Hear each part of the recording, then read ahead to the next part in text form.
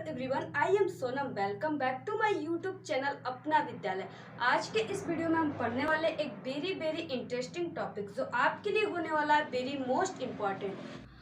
आज के इस वीडियो में हम आप सभी को बताने वाले एक मोस्ट इम्पॉर्टेंट टॉपिक वह है कि मात्र 2 ट्रिक से आप सभी विभक्ति यानी 1000 प्लस विभक्ति और वचन को कैसे पहचानेंगे और याद करेंगे, वो भी मात्र 1 सेकेंड में। अगर आप लोग इस ट्रिक से याद कर लेंगे तो आप लोग विभक्ति और वचन को भूल कर भी नहीं भूल पाएंगे कभी जिंदगी में। तो यहाँ पे देखिए हमारा 2 ऐसे इंपॉर्टेंट ट्रिक है जिससे आप लोग कई प्रकार के जो भी विभक्ति होते हैं जो आपके एग्जाम में आते हैं उन सभी विभक्ति को मात्र 2 ट्रिक से आप लोग पहचान लेंगे और याद कर लेंगे। ओके, ऐसे ट्रिक हम आपको बताने वाले, क्योंकि जो विभक्ति और वचन होते हैं इसमें आप सभी को काफ़ी ज़्यादा कन्फ्यूज़न होता है और ये काफ़ी ज़्यादा आप सभी को याद करने और पहचानने में डिफ़िकल्ट भी हो जाता है। इसलिए इस ट्रिक को हमने बनाया है और काफ़ी स्ट्रगल से बनाया है। तो आप सभी लोग सबसे पहले वीडियो को लाइक कर दीजिए, चैनल पर नए तो चैनल को सब्सक्राइब ज़रूर कर दीजिए और वीडियो को बिना स्किप के एंड तक देखिएगा, तभी ये हमारे वेस्ट 2 ट्रिक आपको समझ में आएंगे और इस 2 ट्रिक से आप लोग पूरे विभक्ति और वचन को तैयार कर लेंगे, याद कर लेंगे, पहचान लेंगे मात्र 1 सेकेंड में। ओके, और इसे शब्द रूप भी कहते हैं। तो यहाँ पे जो हमारा ट्रिक है वो क्या है, यहाँ पे देखिए मात्र 2 ट्रिक से जो 1000 प्लस विभक्ति और वचन है जो आपके एग्जाम में ऑलवेज आते हैं। जैसे यहाँ पे आत्मा, ठीक है, आत्मन हो गया, राजन, सरित और जगत नामन, ठीक है, सर्व यद इदम बालक फल, यानी ये जितने भी विभक्ति और वचन है, ठीक है, शब्द रूप है, इन सभी को और इसके अलावा भी जितने आपके एग्जाम में आते हैं सभी को आप लोग हमारे इस 2 ट्रिक से पहचान लेंगे। ओके, तो यहाँ पे वो कौन से हमारे 2 ट्रिक है इंपॉर्टेंट जिससे आप लोग 1000 प्लस यानी सभी प्रकार की विभक्ति और वचन को आसानी से याद कर सकते हैं, पहचान सकते हैं। ठीक है, तो पहला जो है वह है सुसुमभी है। ठीक है, पहला क्या है, सुसुमभी है। अब यहाँ पे देखिए सुसुमभी है पहला ट्रिक, और दूसरा ट्रिक क्या है फिर उसके बाद हम लोग समझेंगे कि ये किस तरीके से आपके विभक्ति और वचन में फॉलो होगा। ठीक है, तो यहाँ पे देखिए दूसरा ट्रिक जो है वो नितस्य ने नेतो है। ठीक है, दूसरा ट्रिक क्या है, नितस्य ने नेतो। अब इसको देखिए किस तरीके से, तो यहाँ पे देखिए जो सुसुमभी है यह आपके बहुवचन के लिए, ठीक है, विभक्ति में बहुवचन के लिए, और जो यहाँ पे नितस्य ने नेतो है वो एक वचन के लिए है। यानी आप लोग इतने बड़े विभक्ति और वचन को डेली भोर में उठकर रट्टा मारते हो या आप लोग डेली उसको याद करते हो, तैयार करते हो, लेकिन वो नहीं होता। सिर्फ आपको इतने अक्षर को यानी इतने जो वर्ड है इसको सिर्फ तैयार कर लेना, आपका 1000 प्लस विभक्ति और वचन तैयार हो जाएगा। ओके, तो यही जो ट्रिक है 2। अब देखिए इसका यूज कैसे करना है। ठीक है, तो यहाँ पे देखिए विभक्ति के अंत में आया हुआ शब्द पहचानना है, यानी ये जो ट्रिक है ना, ठीक है, सुसुमभी जो ट्रिक है ये आपके विभक्ति जो होते हैं उनके अंत में लगे होते हैं। ठीक है, इसके अंत में किस तरीके से अभी हम आपको एग्जाम्पल की सहायता से भी बताएंगे। तो यहाँ पे देखिए सुसुमभी, इसका मतलब क्या है कि सुमस क्या होता है यहाँ पे 7। ठीक है, सु का मतलब हमने यानी स से शुरू हुआ इसलिए हमने यहाँ पे 7 लिख दिया, और फिर उसके बाद एक ये प्रकार का पेट कटा स इसको कहते हैं। ठीक है, तो यहाँ पे इसको ख भी कहते हैं। ठीक है, तो यहाँ पे देखिए इसका जो सु इसको भी है तो इसको भी हमने स से इसमें से ध्वनि निकल रहा है इसलिए इसको भी 7 लिख दिया। ये जैसे सुसुमभी है। ठीक है, तो यहाँ पे क्या है कि यहाँ पे 7 है, तो अगर यहाँ पे किसी भी विभक्ति के लास्ट में अंत में सु आ गया, ठीक है, ये वाला स आ गया तो सप्तमी विभक्ति बहुवचन। ठीक है, और कई कई ऐसे होते विभक्ति जिसमें कि ये वाला स आ जाता है, तो अगर इस तरीके से स आ गया तो वो सप्तमी विभक्ति बहुवचन। ठीक है, लास्ट में म आ गया, ठीक है, इस तरीके से हलन दिया हुआ तो वो षष्ठी विभक्ति, ठीक है, जिसे षष्ठी कहते हैं, तो षष्ठी विभक्ति बहुवचन, और यहाँ पे लास्ट में भी आ गया तो तृतीया विभक्ति बहुवचन। ठीक है, और बाकी यहाँ पे म, ओके, यहाँ पे म क्या है, म आएगा इस तरीके से हलंत लगा तो वहाँ पे आपको 6 याद करना है, और फिर उसके बाद यहाँ पे भी आएगा तो यहाँ पे 3 हो जाएगा। ठीक है, और ये बहुवचन के लिए सिर्फ है, किसके लिए, बहुवचन के लिए। और फिर उसके बाद देखिए यहाँ पे जो है नितस्य ने नेतो।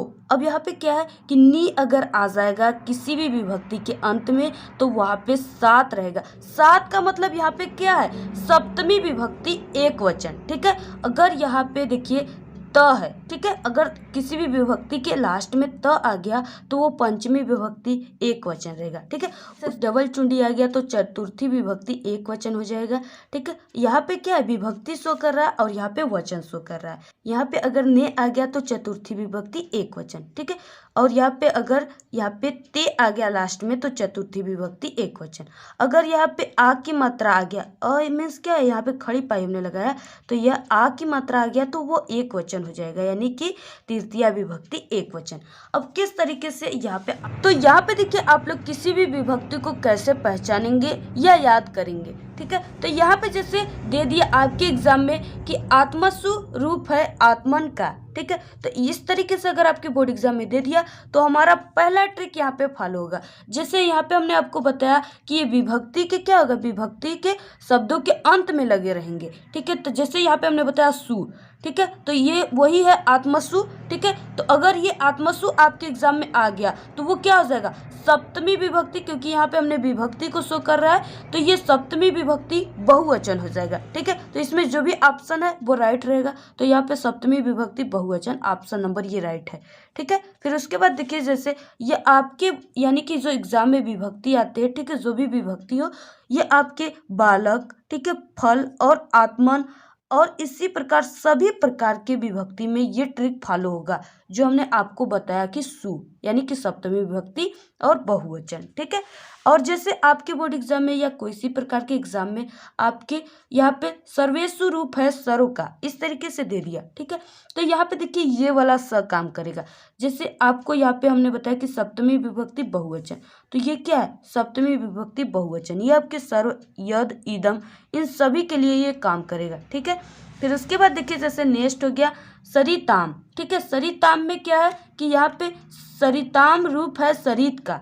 अब इसमें क्या है, अब यहाँ पे आप लोग कीजिए कि जैसे यहाँ पे हमने बताया कि म में क्या है, हलंत लगा हुआ है तो वही है सरिताम, तो ये क्या हो जाएगा, षष्ठी विभक्ति बहुवचन, क्या हो जाएगा, षष्ठी विभक्ति बहुवचन। तो षष्ठी विभक्ति बहुवचन क्या है, यहाँ पे पहला ये राइट रहेगा, ठीक है। तो ये आपके सरित या सरिता, ठीक है, आत्मन, राजन और सभी प्रकार में यानी सभी प्रकार की विभक्ति में ये ट्रिक आपको सरिताम देखने को मिलेगा, ठीक है। जैसे आप लोग यहाँ पे ही देख सकते हो, जैसे यहाँ पे आप लोग देख सकते हो आत्मनाम, ठीक है। तो यहाँ पे म में हलंत दिया हुआ है ना, तो ये क्या हो गया, षष्ठी विभक्ति हो गया, बहुवचन हो गया।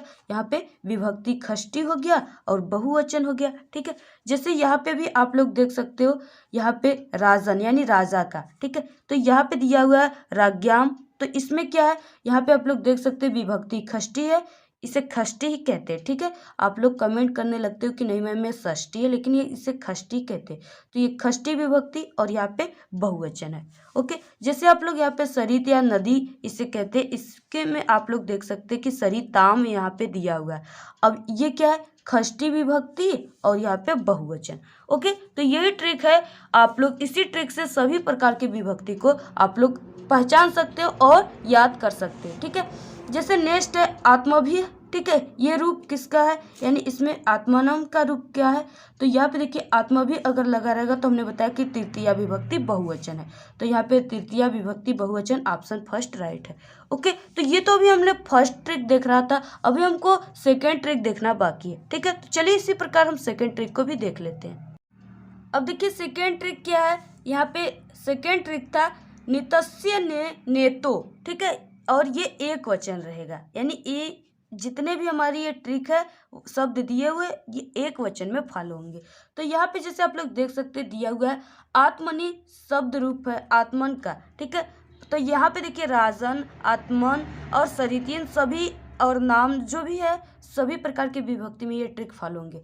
तो यहाँ पे देखिए अगर आपके विभक्ति के शब्दों के अंत में, ठीक है, नी दिया हुआ है इस तरह के, जैसे यहाँ पे दिया हुआ आत्मनि इस तरीके से दिया हुआ है तो वो क्या हो जाएगा, सप्तमी विभक्ति एक वचन हो जाएगा। क्या हो जाएगा, सप्तमी विभक्ति एक वचन।